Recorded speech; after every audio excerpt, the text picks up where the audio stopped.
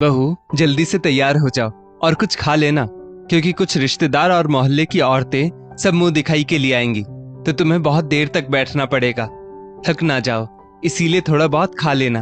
अब चलो, जल्दी से तैयार हो जाओ, मैं मेहमानों के खाने पीने का देख कर आती हूँ। शोभा जी अपनी बहू टीना से कहती है। टीना बोली, मम्मी जी, मैं कोई सामान हूँ जो आस पड़ोस के लोग मुझे देखने आएंगे? शोभा जी हंसकर बोली, अरे अरे, नहीं नहीं बहू, शादी विवाह के बाद नई बहू को रिश्तेदार वगैरह सब देखने आते ही हैं। अब शादी में तो सबने तुम्हें देखा नहीं है, इसीलिए। इतना कहकर शोभा जी वहां से निकल गई। किसी काम से जब शोभा जी अपने कमरे में गई तो उनकी नजर अपने पति रमाकांत जी की फोटो की ओर गई, जिनकी अभी 2 साल पहले मृत्यु हुई थी। शोभा जी सब काम भूलकर अपने पति की फोटो के सामने खड़ी होकर एकटक उन्हें देखने लगी और बोली, आज घर में बहुत बड़ा उत्सव है। आपका बेटा बहू लेकर आया है। काश आप होते तो हमारी खुशी दुगनी हो जाती। मैं जानती हूँ खुशी का मौका है, घर में बहुत सारे लोग भी हैं, पर फिर भी ना जाने क्यों खालीपन सा लग रहा है। इतना कहते कहते उनकी आंखों से आंसू गिरने लगे। तभी उनका बेटा अजय आया और बोला, माँ क्या बात है, आप रो क्यों रही हैं? सब ठीक तो है ना? किसी ने कुछ कहा क्या? शोभा जी बोली, अरे नहीं बेटा, कोई बात नहीं है, बस तेरे पापा की याद आ गई थी। आज वो होते तो कितने खुश होते। आज की दावत की बात भी कुछ और ही होती।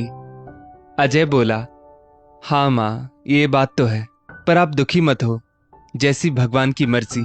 और ये सब तो भगवान के हाथ में है, हमारे हाथ में तो है नहीं। अब आप बाहर चलो, सब आपका इंतजार कर रहे हैं। शोभा जी अपने आंसू पोंछकर बाहर जाकर मेहमानों की खातिरदारी में लग जाती हैं।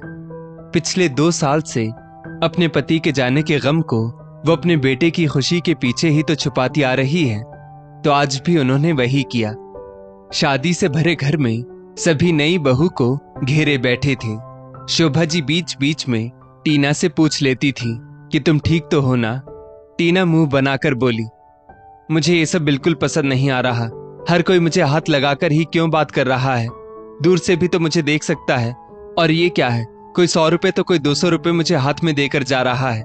क्या यहाँ आपके सभी रिश्तेदार इतने गरीब हैं? अगर हैं तो मुझे इनके सामने आपने बिठाया ही क्यों? और ये लोग कब जाएंगे? कब होगा ये दिखाने का कार्यक्रम खत्म? बेचारी शोभा जी का मुंह इतना सा हो गया, फिर भी उन्होंने कुछ नहीं कहा। 2 दिन बाद जब सब मेहमान चले गए तो शोभा जी ने बहू बेटे को एक जगह बिठाया और बहू से बोली, बेटा टीना, अब ये घर तुम्हारा है, तुम्हें इसे संभालना है, तो ये लो घर की चाबी।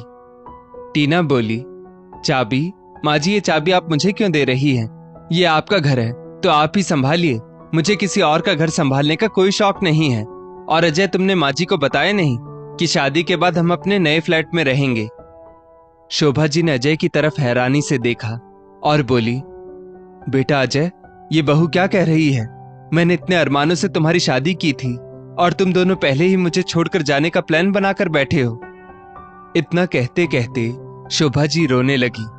अजय बोला, माँ ऐसी कोई बात नहीं है, आप तो जानती ही हो कि टीना नए ख्यालों की लड़की है, इसलिए इसने कहा था कि शादी के बाद हम अलग रहना चाहते हैं, तो मैंने भी हाँ कर दी थी। यहाँ ये एडजस्ट नहीं हो पाएगी माँ, और हम आपसे कभी कभी मिलने आया तो करेंगे ही, और अगर आप चाहो तो कुछ दिन के लिए आप हमारे साथ रहने आ सकती हो।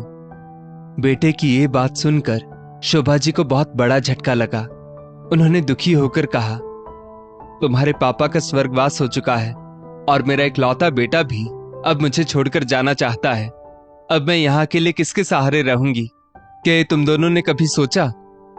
बेटे अजय के पास कोई उत्तर नहीं था और टीना अपनी सास की बात को अनसुना करके अपने कमरे में चली गई। शोभा जी भी रोते हुए अपने कमरे में चली गई। 2 दिन बाद अजय और टीना अपने नए घर में चले गए और जाते समय अजय ने माँ से कहा, माँ मैं आपसे मिलने आता रहूंगा और पैसे भी भिजवाता रहूंगा, और हाँ, कोई दिक्कत हो तो फोन कर दीजिएगा। शोभा जी बोली, बेटा तुम मेरी चिंता मत करो, तेरे पापा इतना कुछ छोड़कर गए हैं कि मैं जीवन भर सुख से रह सकती हूँ।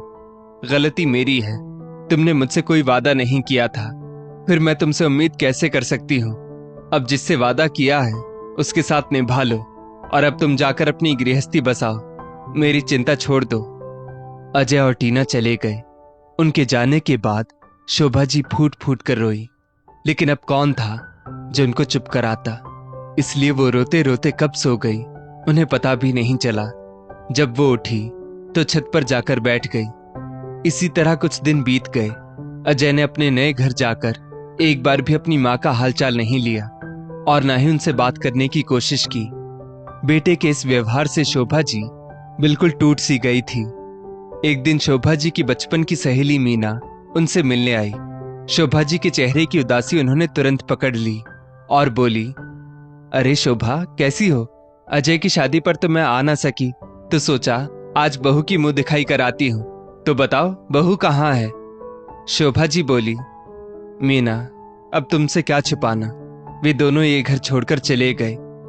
मीना जी ने कहा, क्यों? तो शोभा जी ने कहा, बहू मेरे साथ नहीं रहना चाहती है। वो नए ख्यालात की लड़की है, वो अपना एक अलग घर बसाना चाहती है। शोभा जी की बात सुनकर मीना जी को बहुत गुस्सा आया। वो बोली, शोभा, इतनी बड़ी बात हो गई और तुमने मुझे बताया भी नहीं। खैर, आजकल के बच्चों के लिए माँ बाप बोझ हो जाते हैं। वो अपनी नई दुनिया बसा लेते हैं और उस दुनिया में पुराने माँ बाप के लिए कोई जगह नहीं रखते। तो चिंता मत कर, मैं हूं ना तेरे साथ। ऐसा कर, इस घर को पेइंग गेस्ट बना दे, क्योंकि पास ही कॉलेज है। वहां के बच्चे यहाँ आकर रहेंगे तो उससे तुझे इनकम भी हो जाएगी और तेरा मन भी लगा रहेगा। शोभा जी बोली, लेकिन मीना, ये सब कैसे होगा? मुझे तो कुछ नहीं आता। मीना जी बोली, मैं काफी दिनों से यही काम कर रही हूं, तो तुम चिंता मत करो, मैं सब इंतजाम कर दूंगी। कुछ ही दिन में मीना जी ने सारा इंतजाम कर दिया और कॉलेज के बच्चे पेइंग गेस्ट की तरह वहां रहने भी लगे। शोभा जी उनसे बातें करती रहती थी, उनका अपने बच्चों की तरह ख्याल रखती। इन सब में वो अपने बेटे बहू से मिले गम को कब भूल गई उन्हें पता भी नहीं चला। शोभा जी इस सब से इतनी खुश रहने लगी कि उन्हें अब अजय और टीना की याद भी नहीं आती थी, क्योंकि बच्चों के साथ वो इतना बिजी रहती थी कि समय कब बीत जाता उन्हें पता भी नहीं चलता था। समय बीता। अजय जिस घर में रहने गया था, किसी कारण उसे वो घर छोड़ना पड़ा। अब उसके पास रहने का ठिकाना नहीं था, तो वो एक दिन अपना सब सामान लेकर वापस शोभा जी के पास पहुंच गया। शोभा जी ने दरवाजे पर बेटे बहू को रोका और बोली, अगर तुम पहले बता देते तो मैं तुम्हारे रहने का इंतजाम कर देती, पर अब मैं इन बच्चों को अचानक से घर के बाहर तो नहीं निकाल सकती ना। टीना बोली, आपके लिए दूसरों के बच्चे जरूरी हैं या आपका बेटा बहू?